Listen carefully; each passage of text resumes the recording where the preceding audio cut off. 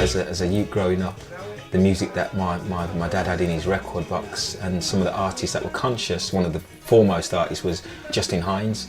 And if you listen to Justin Hines from even Treasure Isle days, he was probably the first artist to be singing conscious messages from ska days, rocksteady, right through to reggae. So Justin Hines being one of my favourite artists sums up your question, you know, because all Justin Hines' works are close to my heart.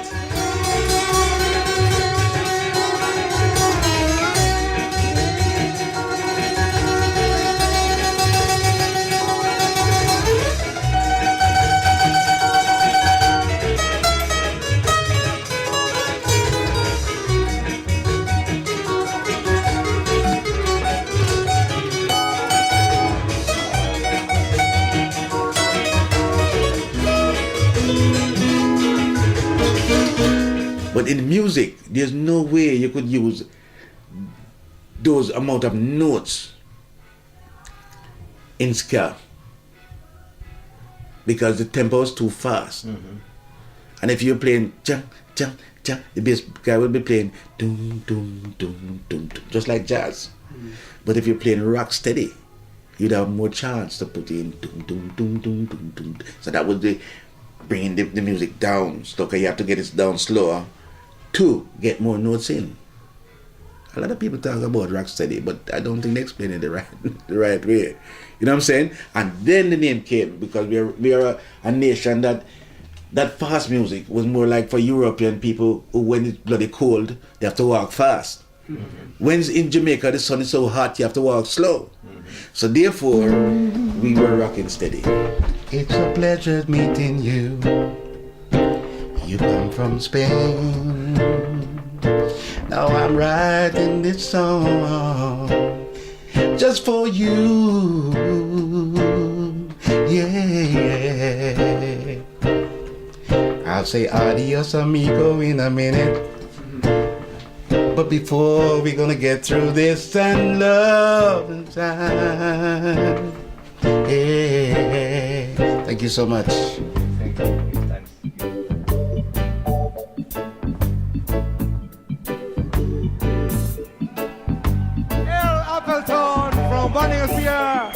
On the keyboard, yes, Mr. L. Appleton. Yeah.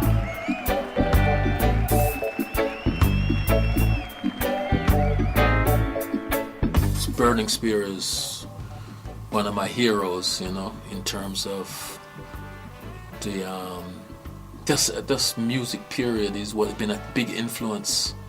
I used to listen to hear his records when I was very young, and especially the stuff he did way back in the early days with Cox and Dodd, and so, you know, it was an honor to play with him, and it's been a great experience. I've been traveling all over the world, just playing this, you know, conscious music, you know. And in reggae, it's just, you know, it's like.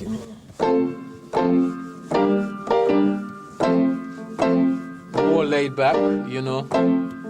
Ska tends to be a faster kind of music, you know.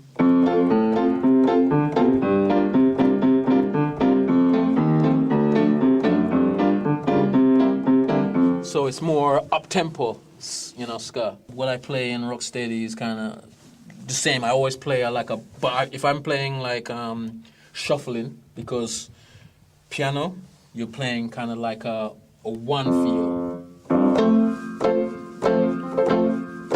You know, rocksteady. They use that a lot in rocksteady, you know, because ska kind of was first, you know, and then people slowed the beat down and played in, you know, like a rocksteady, and then they slowed it even down even more, you know, to play reggae, you know. The difference between rocksteady and reggae music is the organ shuffling. Plenty people talk this and that, them don't know what them talking about. That Dennis the Dutch name, don't be like John Big Mouth, run up your mouth and don't know what you're talking about.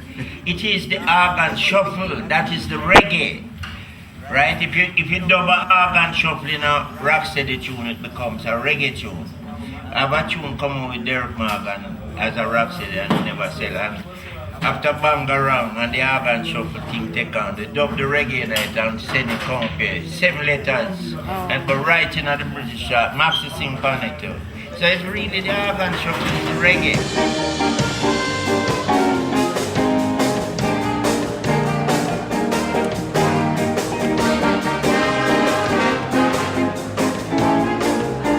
Reggae. I do Mama No One, Bangarang, Reggae on Broadway. Bangarang was a big hit. I like I did that one for Bonnie Lee. I know this song. Mama No One, Bangarang. When the reggae came, it's only the beat changed, you know. It was rock steady first. Beat becomes slower, but you still have your musical mind and intention. If the beat didn't change. And I make hit songs playing ska, rock steady reggae.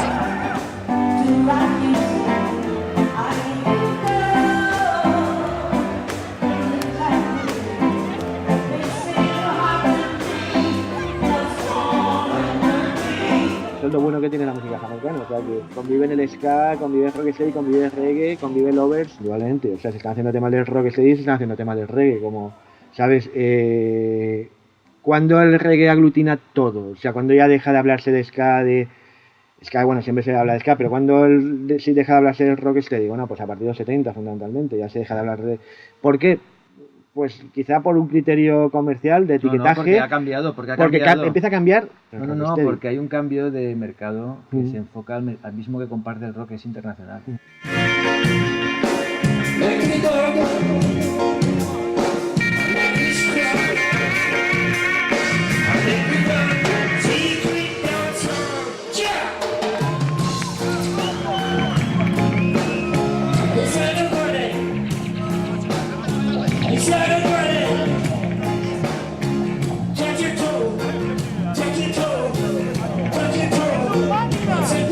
Say reggae? Reggae.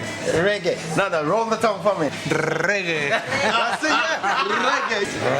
We were talking. Reggae. I can't roll the tongue. No, I can't do that. Reggae. you can do that. Reggae. Yeah.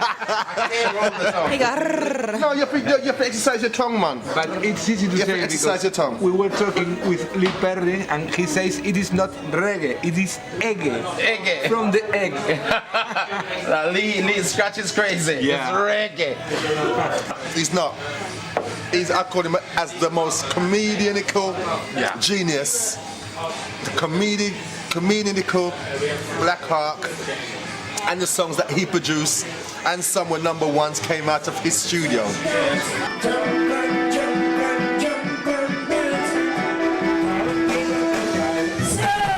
Lee Scratch Perry is one of them. Oh, he's one of the great. He's one of the greatest. And next year, March, You'll never see another. He'll be 70 years old. Remember that. Lee Perry and Bob Marley. There was two geniuses of their time, and both of them feed off each other. Bob picked up that voice influence from Lee Perry. So people think it was vice versa that Bob. No, Lee Perry. Bob take Lee Perry's style. Thank you. Bob took Lee Perry's That's style. right. And everybody think it was him take it from Bob. It's incorrect. Yeah. It was a great producer. Great innovation.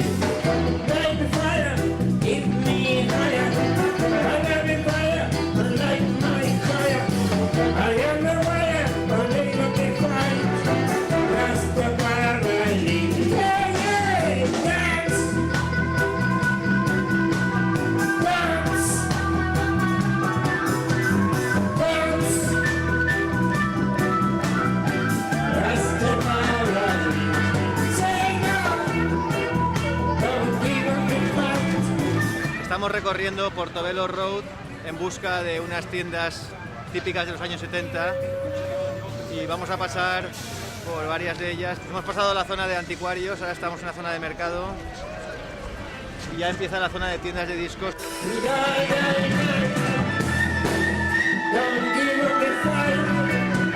Es la tienda donde inicialmente trabajaba Reggae Revive con el semisótano donde vendían los singles durante los años 70 También podemos ver que Honest Jones tiene un sello propio y que sigue apoyando la música reggae, como en ese disco de Light of Sabbath de Freddie Brooks.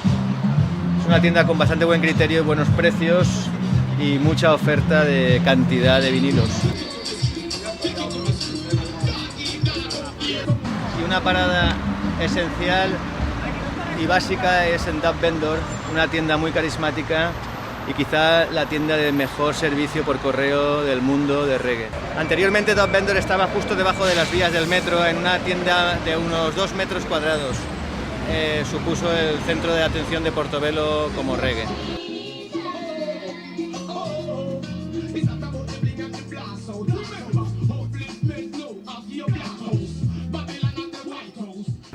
La historia es bastante conocida. Cuando Island Records empezó a promocionar a Bob Marley a partir del primer álbum, del Catch a Fire, pues realmente es una persona. Chris Blackwell fue una de las personas claves en promocionar el reggae. De hecho, Virgin, Frontline, Richard Branson le copió la idea y montó el sello Frontline, que fue a Jamaica y empezó a fichar a vasto montones de artistas, pero la idea original fue de Island. Todo el prestigio se lo debería llevar él, en ese sentido. La pena es que a nosotros no nos llegara hasta muchos años más tarde. Nos llegaban las coletillas y yo recuerdo en aquellas épocas lo difícil que era incluso conocer gente que le gustara el reggae. O sea, yo en los años 70 veías a alguien con un disco de reggae y yo le paraba, o con una camiseta de Bob Marley. Nunca, desafortunadamente, no nos llegó a España esa escena. No he podido reprimirme y aquí tenemos los 2 discos que no he podido resistir la tentación. No era mi intención en este viaje, pero aquí tenemos estas 2 joyas: Prince Farai, recién editado, y Studio One Roots, volumen 2. La importancia de los productores o de los sellos discográficos, de las épocas, de la confluencia de músicos en un momento dado para generar un estilo, generar una canción, que son producciones todas basadas en el sello Studio One de Coxon, que reunió casi los más talentosos músicos durante unos años en su estudio, tanto cantantes como instrumentistas, y convivió desde los años 60 hasta los años 70 y tantos con las mejores expresiones y fusiones de música en su momento. Peace, mate. Peace.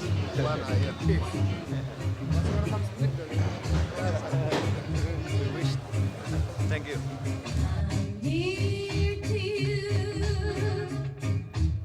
I was the vice president of the Jamaica Federation of Musicians Union for 4 years. We were building an industry that did not exist, because one of the reasons why the union was formed, it was for the North Coast, the musicians that were playing in the hotels, that we could negotiate for better pay for them.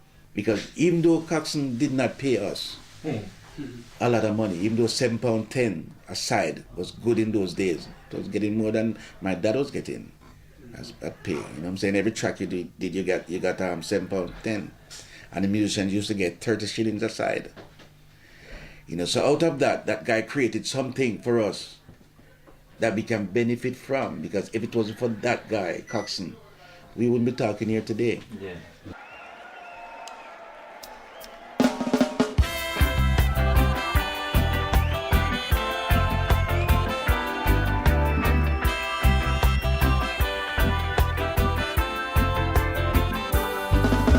If you're feeling lonely because you're one and only, boy has found a girl and right away,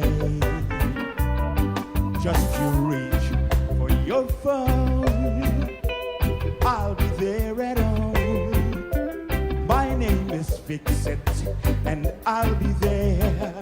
I actually started in the music business when I was 7 years old.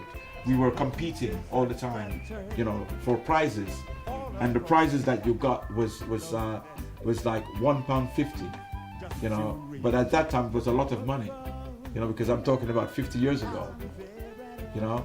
But at that time, you know, there was the competition was very strong, because you were learning, you know, the trade.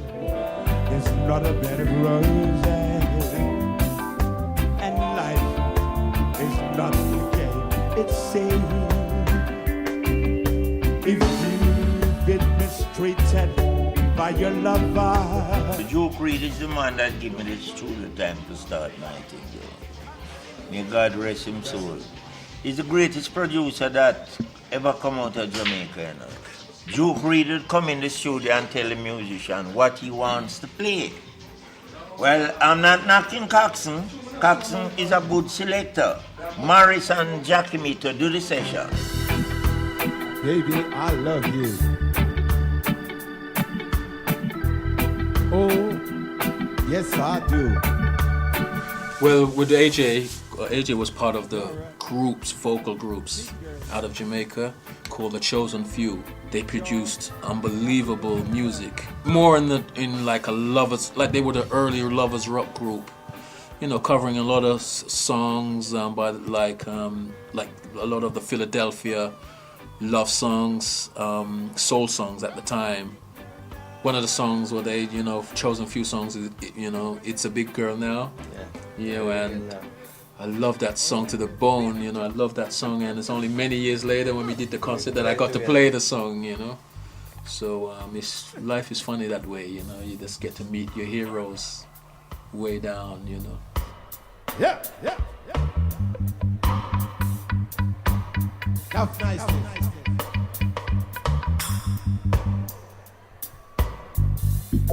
Yeah. Bob Marley tune Dopey Conqueror.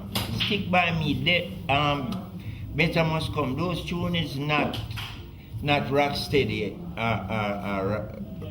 reggae. Those are Jankro Skank. It's this creep organ. Now Dennis, we're not talk about that. The so-called historian them don't know a thing. They got the creep organ, Randy did have an auto-tune organ in studio. So it couldn't shuffle. So that show up the thing. So just make Glenn play. So we call it Jankro Skank. It coming like a Jamaica vulture flies. But it's just still scare though with a pattern. Instead of the guitar, the scare, we play the scare upon. Ching it, and blend it with the cymbal, the hi-hats. So you get a different sound. The bass man and the lead guitar play the same thing. That's it, fat out. So you get a different sound. You get a kind of elastic sound.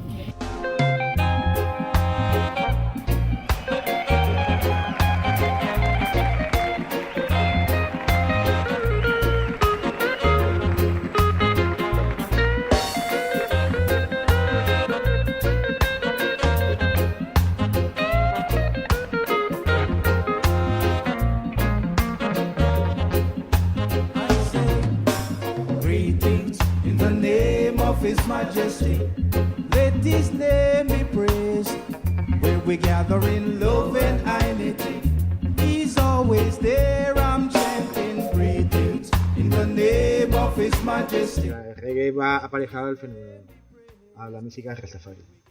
No podemos hablar de. Luego ya musicalmente, pues la cadencia cambia, más lento. Ya el reggae es un sonido más acelerado, con más influencia norteamericana. El reggae es un sonido más autóctono.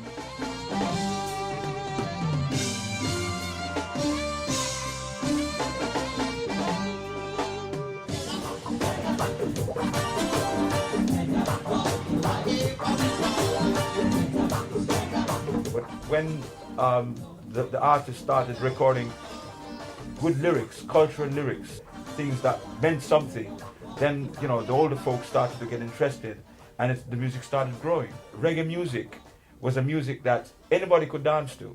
It doesn't matter if you have two left legs, you still could dance reggae, because it's a music that has got a steady rhythm, a good beat, and it was easy to sing to dance to, and even to make love to.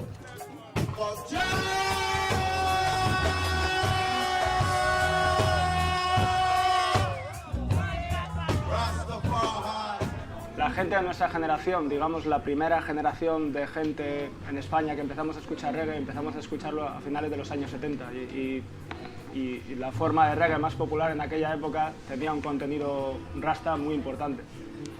Y Bob Marley, que era la persona la artista más importante, tuvo una influencia enorme en todos nosotros. A mí me interesa lo que dice la música. Yo no no creo que el reggae tenga un mensaje, siempre he estado en contra de eso, creo que el reggae tiene muchísimos mensajes, igual que lo tiene el jazz o el blues. El rastafarianismo es una parte de la historia.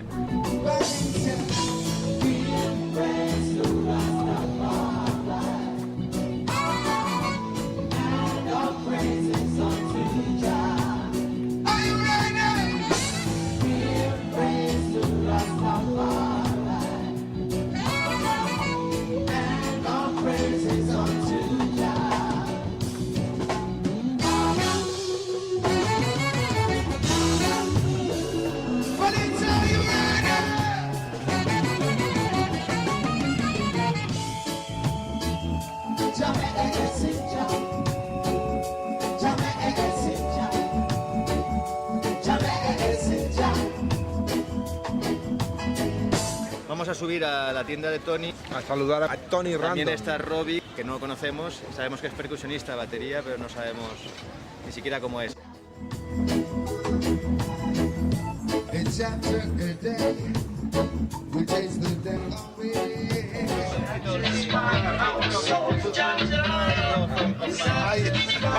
I'm not sure this is my man. A long time I like him, man. I tell you. Okay, we have new for you. I was just showing him. Everything nice? Everything is alright. You change the place for more safety, no? Yeah, well, you know, yeah. Warmer.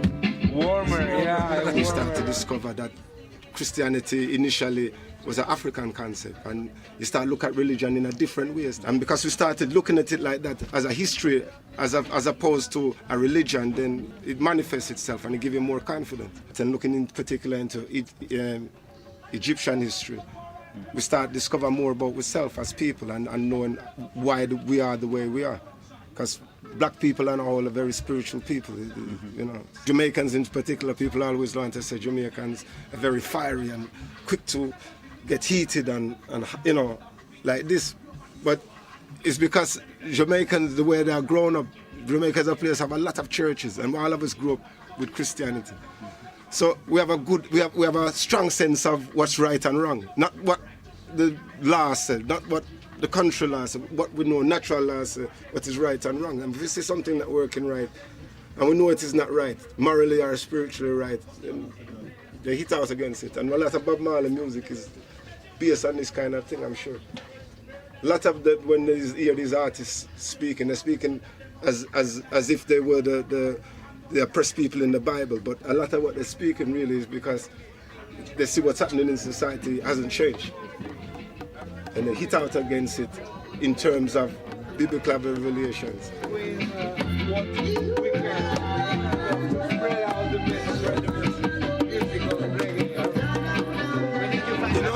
I've known Robbie since 1974. When I first came to London, my cousin and him were best friends. They went to school together. And they were in a band called Tribesman. And these two introduced me to London and the music scene. I love Tamla Motown, I love soul, I love all kinds of music. But reggae music